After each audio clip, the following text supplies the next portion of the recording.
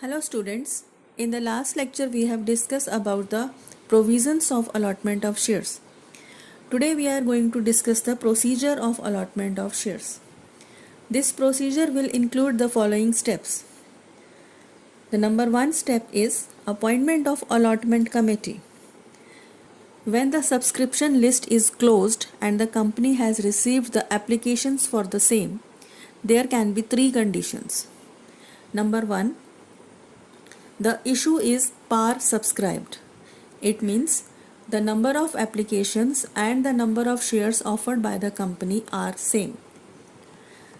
The second condition, the issue is undersubscribed, which means the number of applications are less than the number of shares offered by the company. And the third condition is the issue is oversubscribed. It means the applications are more than the shares offered by the company. So in the condition number 1 and 2, board can allot the shares. But if the third condition is there, it means the oversubscription. For that, the board has to appoint a committee of allotment which will decide the formula for allotment or the basis of allotment. After deciding the formula, they will report to the board. Now the next step will come. There will be a board meeting to decide the basis of allotment. The board meeting will take place to decide the basis of allotment or the formula of allotment which is suggested by the allotment committee. In this meeting, a representative of SEBI will remain present, and as the shares are listed, so concerned authorities of stock exchanges will also approve the formula. Once the formula is approved, there will be a preparation of allotment list. Allotment list will contain the names of the allottees who have applied for the issue of shares. After the preparation of list, this will be signed by the chairman and the secretary of the company. Now the third step comes. The third step is pass board resolution for allotment. Now the resolution is to be passed for allotment, and the secretary have to write the letters to the selected applicants as well as to the rejected applicants. Selected applicants will receive the letter of allotment. After receiving this letter, they will become the allottees of the company, and the rejected applicants will receive the regret letter along with the refund of their application money with the help of a refund order.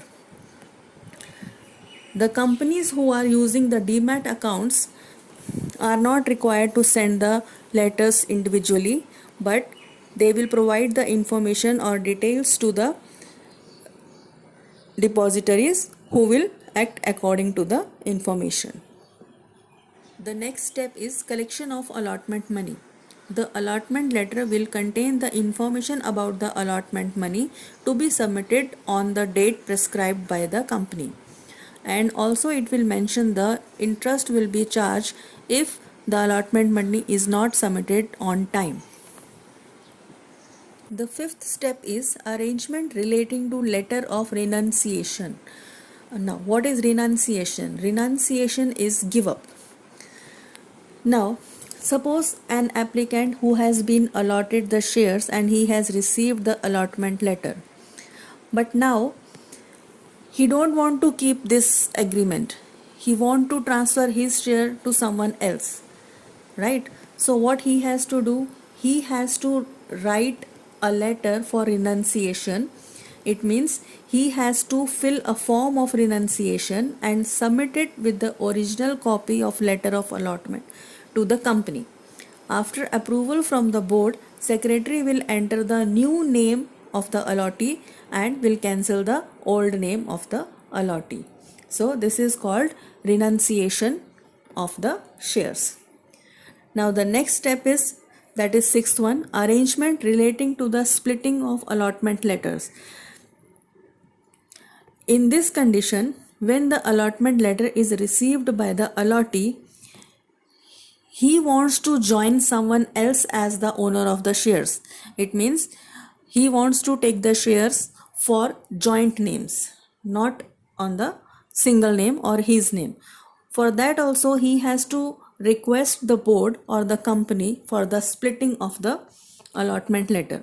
So in that case also, after the approval from the board, secretary will add another name to that person's allotment of letter. Now the seventh point is file return of allotment. The return of allotment is to be submitted to the registrar of the companies within 30 days of the allotment. This return will contain the details about the allotment, means names and addresses of the allottees, number of shares allotted, value of shares allotted, amount paid or to be payable. All these informations will be shared in this return. Now here comes the eighth and the last point of the procedure, that is prepare register of members. The secretary has to maintain a register of the members which will contain all the informations about the members, their names, their addresses, the number of shares purchased, the value of share purchased, amount paid or payable, etc. All the information will be there in the company's record in the form of a register of members, and the share certificates are to be issued. The share certificate will be your next topic. Hope you have understood today. Thank you so much.